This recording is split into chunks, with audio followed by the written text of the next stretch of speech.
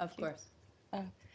The Russian Defense Ministry says it has investigated allegations of its targeting hospitals in Syria and said that in 5 out of 6 towns that were mentioned in various reports, there were no hospitals. They say there is a hospital only in the settlement of Sarmin, which is in the Idlib province.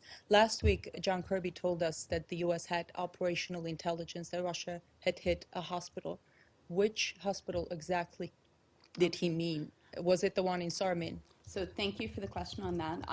As Mr. Kirby discussed last week, we're not going to get into the details of operational assessment or intelligence.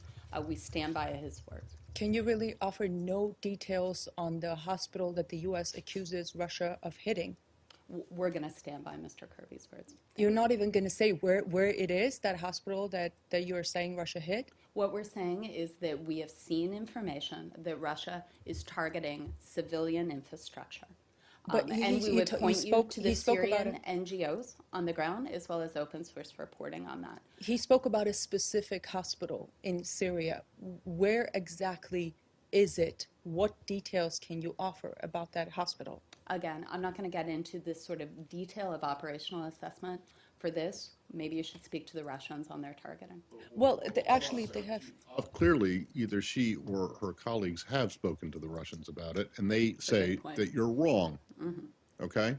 Isn't it incumbent on you to come up with some, I mean, even a location? It doesn't seem like it would be that difficult or violate any kind of intelligence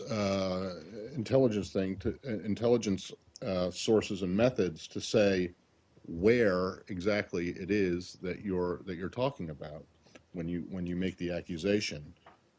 That's the first thing, and then the second thing is you've just expanded it quite broadly to say not just hospitals. You said that the Russians are actually targeting civilian infrastructure. Thank you, Matt. Actually, the Russians have hit.